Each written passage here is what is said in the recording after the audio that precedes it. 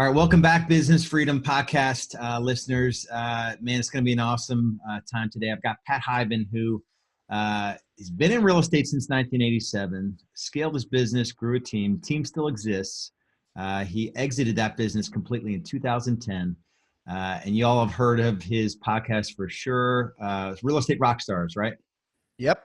Yep. And now he's involved in Rebus University. And I met Pat originally back in, I want to say it was like 2011 or 12 at a GoBundance event, which is the other thing that occupies Pat's time. And when I talk about business freedom and real estate, those things are mutually exclusive 99% of the time. But here's a guy that's figured out, he's been through the battles and he's figured out a way to make to live his life in such a way where he's got 4-day weekends every week. I don't know any way to say it better than that.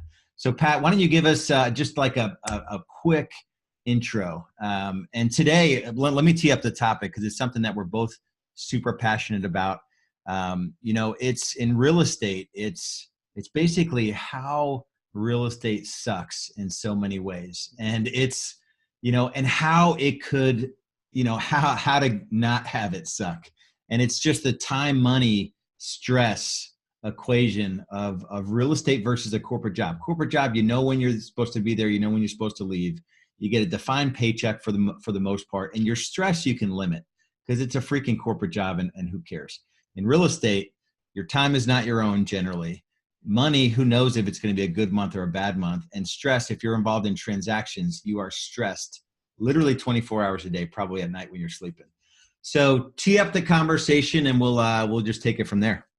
Yeah, man, I love this conversation. I mean, I hate to pose it as what sucks about real estate, but obviously whenever you talk about what sucks about real estate, you talk about, why we put up with it. And those are the benefits, of real estate. And the huge things that come along with what you mentioned, right, is massively lucrative, right? The commissions are fat. You can be in complete control instantly, like day one, sort of, right, in your mind, at least at the start, and good things come. And it's a great conduit for investing. And the investors, quite frankly, that do the best are always the real estate investors for the most part. So somebody who doesn't graduate high school can get into real estate and become a massive real estate investor by starting out as a real estate agent. There's no barrier to entry. That's another big thing. So anyways, how's that for a start? Yeah, it's awesome. And it when you think about, and that's the draw, right? A guy that's making 40 grand at like just a regular job, which is probably good money for most markets. I know you live in an area where $20 an hour it's okay pay. Same thing with, Charlotte. I mean, average income here probably for a family is under 100 grand, with 2 incomes. So you can go into real estate and you can make 6 figures. And what you give up though is your time, because you're pretty much, unless you systemize your business and you actually scale it, your time is not your own. You're stressed about the next paycheck. And then the craziness and the drama that come out of your clients in the context of a real estate transaction. I remember the first time I went to arbitration for a deal that I had nothing to do with, but the real estate agents just get brought in. I don't think I slept for 2 weeks. I thought I was like going to physical prison. Like, I'm not even lying. And my broker at the time said, you got to relax a little bit. Like, he kind of knew that I was a hustler, and he's like, you're probably going to sell a lot of homes and you'll probably be in front of the board a couple times. So just relax a little bit. I mean, that's a great example. It's what I like to call consuming. And it really is consuming. Well, let me speak for myself, and it sounds like for you too. It was consuming for me, which paid off, right? It was a benefit because I made a ton of money, right? Because the other guy wasn't consumed by it, and I was able to beat the people that weren't consumed by it. Yet at the same time, there's a downside to being consumed by something, and that is other things suffer. So, that leads to the conversation we were having earlier, which is I have two daughters, and they're 23 and 25 now. And people for the last 10 years or so, people have always said, how come you don't get your kids in real estate? Because there's a lot of guys, and I was a top achiever or whatever you want to call it, right? 500 plus units a year consecutively, and had a big team, easy peasy to take any of my daughters and put them in there, right? And have them do stuff and have them learn that way. And it would make them a lot of money really fast, right? Even if they skip college, it would make them money as a 19, 20-year-old, especially nowadays. Yet I always chose not to. And I kind of, it was a personal thing. I don't have anything against family run businesses, but I just thought that I wanted them to be their own person and follow their own path. But at the same time, I think a part of me was looking at the dark side of real estate and saying, I didn't want to put them at risk for divorce. I didn't want to put them, I didn't want to put my grandkids at risk of them picking up the freaking cell phone instead of playing with them on the playground. I didn't want to put them at, risk for the stress that comes from being consumed by a business. And I hate to say that, but that's the truth. Yeah, and it is, and we chatted about it before we hit the record button. A lot of this stuff it's not real fun to talk about. And I think if we can spend a little bit of time, I got into real estate in 2007, and my son was born, 6 months after I got into real estate, and I just saw the path really quickly. Like, sold 27 homes in 9 months, and then 44 homes the next year, instantly, 7 days a week. And like I said, I wasn't really used to things going wrong for people, and I would take on, everyone's problems and super high stress. And so I sort of know what I did, and I know you talk to a ton of agents that are doing it all sorts of different ways. But let's maybe dig into, for a top producing agent or a small team leader, what pieces of advice could we give, someone that really don't have standards for themselves personally, or time standards, and they're on their phone, consumed outside of normal working hours. What sort of advice would you give? Like, what are the one or two things you'd want to tell somebody? Like, if you did get your daughter into real estate and you said, hey, listen, I'm going to let you do this career. Here are the 3 rules that you cannot break if you want to have a family and stuff outside of real estate. What are those 3 things you would teach her? That's a great question. So number one, start as a listing agent. Tell me more. Yeah, like start as a listing agent. I mean, there's so many agents now start as a buyer agent, and it just consumes their time, right?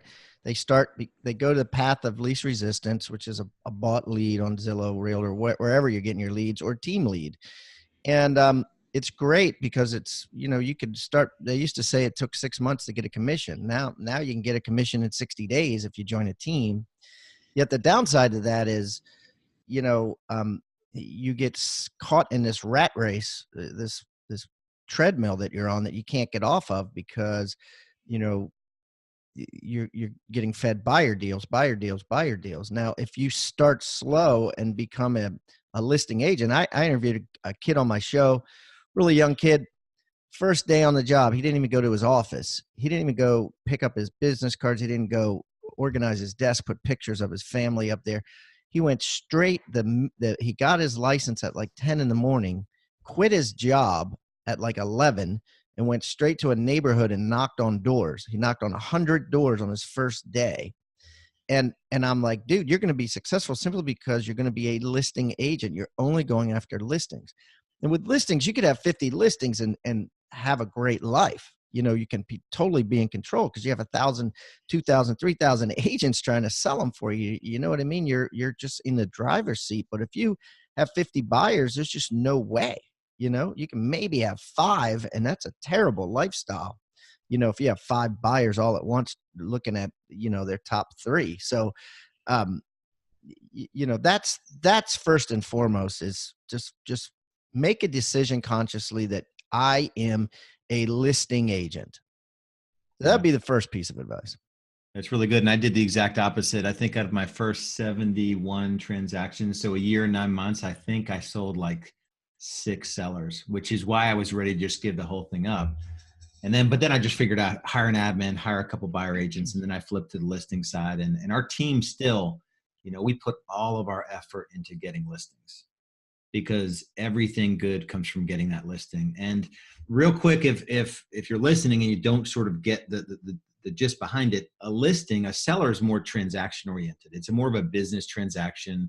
You get to sort of set response times. You get to really, you kind of control the flow of the transaction and when you communicate with that seller, because you can say, hey, every Monday morning at noon to 1, I'm going to give you a call with an update. Not on Saturday, not on Sunday, not on Thursday evening. This is the process. This is the standard. With buyers, they go freaking crazy. They're searching on 10 different websites. Some of them have outdated information. They got to see a property 8 o'clock on a Wednesday or 10 a.m. on a Sunday when you should be in church. And they're totally dramatic about the transaction. And 9 times out of 10, they're not locked in. I don't care what people say. Oh, I get to buy a broker agreement. It's on BS. With the listing, your signs in the yard, you're locked in. It's an exclusive right to sell. Mm-hmm. And with a buyer, no, it's just not like that. So number 1, list to last or list to live. List to have life. I like that. Yeah. All right, what's number 2? I think number 2 is learn how to get business without spending money, and I hate to give these like sage old pieces of advice, but it's so true, right? Like if you can learn how to build a business through, your own prospecting, your own networking, your own, whether you're calling FSBOs, expireds, or circle prospecting or whatever, time blocking and focusing on outbound calls or outbound texts or aggressive tactics to get business, you'll be so much more successful, and you'll be withdrawn from the roller coaster, from the ups and the downs and the crappy January and incredible February and crappy March and incredible April. You know what I mean? And I think that'll pay off better for your family too, because you'll be able to make consistent choices of when you're going to be home, when you're going to be able to drive your kids to school, when you're going to be able to take vacations, and not do what I see so many agents do is change plans, do business in front of their kids. And, I guess, is there something wrong with doing business in front of their kids? I think so. I think to a degree, yeah. I think you're, and on some level, you're saying that this customer is more important than you, consciously or subconsciously, whatever they see in their mind. But anyways, my point is, just find a way to get business on your own without relying on having to buy a lead. Yeah. And I'll just add that, the rules of the game are changing. If you're getting into real estate now and you're looking to call up Zillow and buy some leads, they've priced their leads in such a way where it is just so hard to make money on those leads. We gave up any paid home search leads about 18 months ago. So we'll do, sort of a little bit in reverse, but we'll do, 3.5 million GCI with no paid home search leads. Wow. I know teams that are, they'll do 600 transactions, but it's all realtor.com and Zillow. Yeah. 600, they'll do 600 and like 550 will be paid leads. And and I know the returns on those leads. I know the best of the best. I network with some of the teams that have tracking, lead management, lead conversion systems that are completely dialed in and squeezing the lemon on those leads, and they're marginal. I had a guy spending $21,000 a month on Zillow, and he closed 75 units out of like 550. Every one of the 75, he lost $300 to $500. And so we cut the whole pillar out, and he put about $250,000 to the bottom line. And he challenged his team. He said, hey, listen, I don't want to go backwards in transaction count. So we got to make up for, 1.5 closings a month from stuff that's already in our database, and they're totally doing it. So, and that's hard to do, because that, you feed somebody and then you take away the food and they get angry. So God bless him that he was able to do that. I don't know what he did, but he did a great job. A lot of teams would just leave and have to start over. And that's why it's important. you're asking for advice. If you had to tell somebody starting out, if I had to tell my daughter starting out, it would be start from day one, right? Start from day one, knowing how to do this. Yeah. And yeah, there's so many fun things you can do with your database. I mean, it really is we'll do about like 1.5, 1.6 million from our database this year. And we cut our database budget, events and giveaways in half from last year. And we're doing smaller events and getting them sponsored by vendors. So our Client for Life program, 1.5 million with zero spend. So take that on a small scale. If you're not doing 1.5 million, you could do 150 grand of GCI from your database with small, intimate events that you can offset 100% by a vendor. Yeah, crazy, All crazy. right. So what's number three? You're giving your daughter advice. Okay, I'm gonna let you into real estate, and you've got to follow these three rules. Number one was list to live. Number two was generate business without freaking getting on the crack cocaine addiction of paid leads. And number three, what's number three? I think three is be okay with losing business, because I think it goes back to what you were saying about how you were consumed. When you got taken to the commission and your guy and your broker was like, dude, relax. I think agents are all guilty of that. It may not be going to the commission, but it might be, losing a deal, right? Like having somebody, take a listing from you, having somebody fire you from a listing. And it hurts, man. It's hard to mix business with pleasure. And the reason I call it pleasure is because I should say it's hard to mix business with relationships, right? It's why you see these companies that have partnerships and then the partners break up and then they never talk to each other ever again, right? They hate each other, right? Because of it's very difficult. And so what happens is we get into relationships with these sellers and buyers and we really like them. And they're like, hey, Lars, if I see you at the bar, I'll buy you a beer and we can chat, but I'm using your nemesis to list my house. It doesn't work like that, right? So it's just hard. And so I think my advice would be, you have to almost give. I used to tell people, big teams, when I used to do this team training with Howard Britton, and I used to say, if you're doing several hundred units a year, I said, your goal should be to give back 10 deals, like lose 10 deals on purpose. And people would be like, why would I ever want to do that? And because it's good, because, it will teach you boundaries, meaning like lose 10 deals on purpose by saying, I cannot do that appointment on Saturday, by saying, I don't work Sundays. I'll get back to you on Monday. And then it'll be like, well, fuck you. I'm going to go and buy it with somebody else then. Well, that's one of the 10 you got to give back. And so my advice would be, have that mental attitude of, look, I am going to give back 10 deals or 5 deals or 2 deals because I'm setting boundaries. And my boundaries are, I don't take calls on Saturdays, or whatever you might want to make your boundaries to be. Probably what I would recommend is ask your wife, right? Ask your wife, what do you want my boundaries to be? Or ask your spouse or ask your kids, right? What do you want my boundaries to be? Because your kids don't care about, oh, well, daddy, or mommy, I want you to make a $10,000 commission by working Saturdays. Kids could care less whether they have 5 toys or 4 toys. The kids really just want you to hang out with them, and be with them.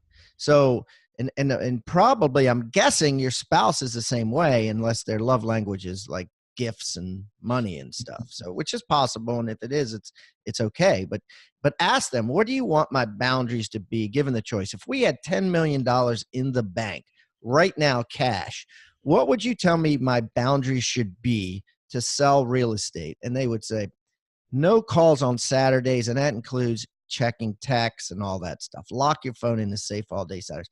Okay, so that's it.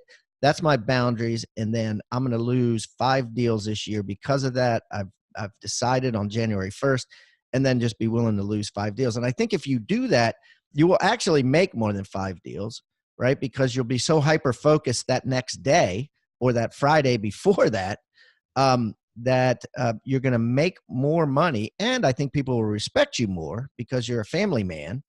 And and, you know, at your eulogy when you die, you know, that's essentially what you want people to say about you is you're a family man, not that you sold 47 houses instead of your nearest competitor that sold 41 in your office. So, um, so anyways, you know, that would be the answer to question number 3 would be, you know, set boundaries, stay to them, be willing to give back if it doesn't work out.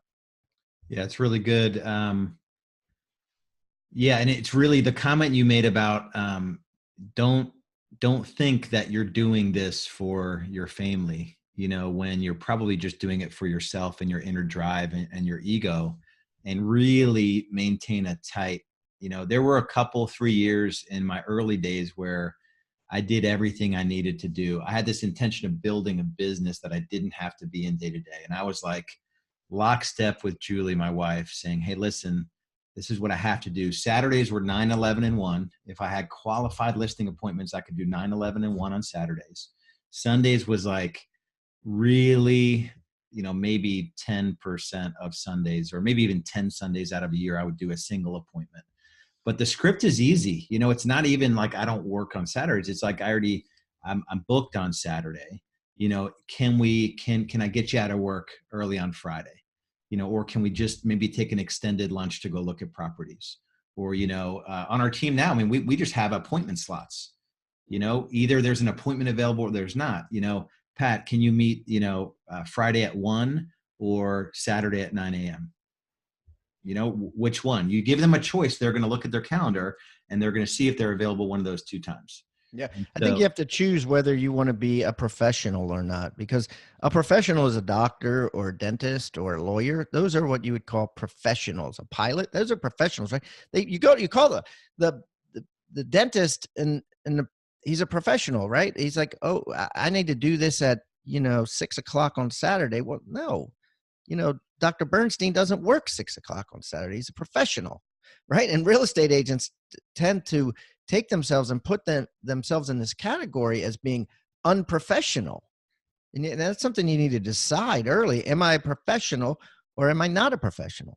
yeah, my wife booked an appointment with a local functional doctor here that works with like all the Carolina Panthers. And she was recommended from someone who's already he had like one time available in the next 30 days. And she did whatever she needed to do to get to that appointment. She moved what she had. So it's almost a draw, right? You know, I've got a client that does 50 million with a small team, about 6 people on a team. She does 30 million of the 50 million. She takes off Fridays, Saturdays, and Sundays and works one evening a week.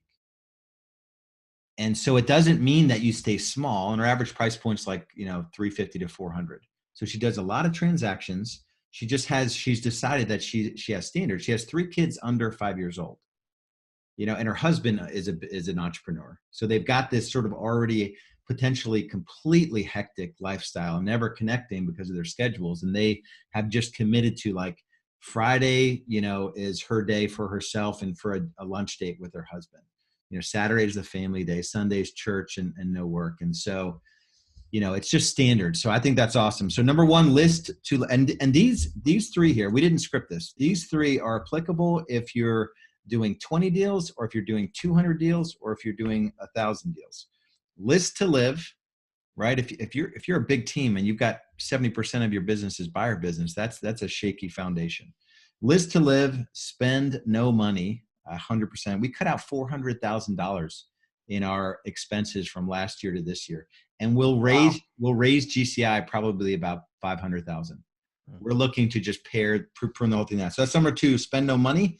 And number 3 is just to set boundaries and stick with them and be okay losing business, because you'll draw more people in than you will lose by having those boundaries. Yeah, no, I love it. I love it, dude. It sounds like we just wrote a mini book there. Yep. And then now your daughter's going to get into real estate. Yeah.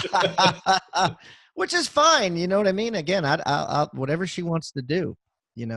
And here's the thing, this little conversation, I mean, if you look at, you know, what got us here and what allowed, you know, agents to be successful and teams to scale, it's completely different going forward.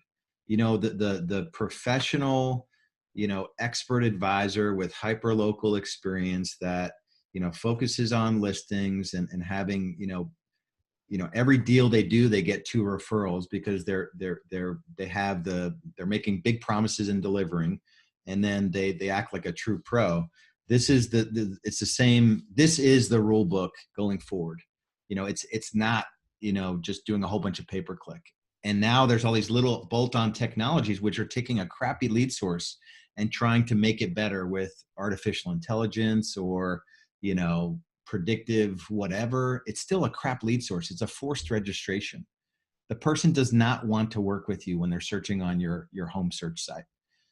So get away from that if you want to really have a profitable, sustainable business. Any words of advice for, someone who might be struggling right now outside of these 3? What's a good piece of advice that you got that helped you or you've been giving because of some of the mistakes maybe that you've made?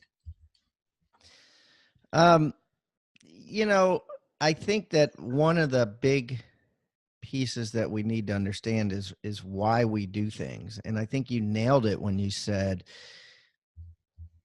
most of the time we're doing things for ourselves, for our ego, for our inner drive. You know what I mean? It's not about the amount of money. The amount of money is a goal, right? I mean, like, you know what I mean? It's like, so it's we're doing it for ourselves. So if you're really going to be not self-centered and you're not going to be like, this is my world, you're just living in it with me, and you want to look at it from the perspective of your family and the people around you and your true relationships, then you have to realize that it's you that you're doing it for. And I think once you realize that it's you, then you're in control if it gets too much, right? If it gets too crazy. And I think that's key. And so the more you can psychoanalyze yourself in any of these situations, the better, Yeah. And the only thing I'll add, and we talked about it when I was on your podcast, you just passed 800 interviews, right, on the podcast? Yeah, close. Yeah. Yeah. So 770 something. And it's just a good example of like, it's just play the long game in this thing and be consistent. Do you want to do a podcast interview as sometimes? No. Do you still do it? There are days where you're totally on, days where you're like, oh man, what right. Yeah. But you still do it. So it's you've committed to the activity of putting out podcasts, and now you probably have an asset that you're using to impact an industry. And most people aren't going to stick to a thing. Like if door knocking is your thing, if open houses is your thing, if networking is your thing, get a database, have some lead management, stuff going on, and just do that thing, and you will be successful. No, I agree 100%. And I think it goes for wealth building too. I think that, a lot of people ask me if there was one habit that I wish I had done that I did not do, and that would be dollar cost averaging real estate.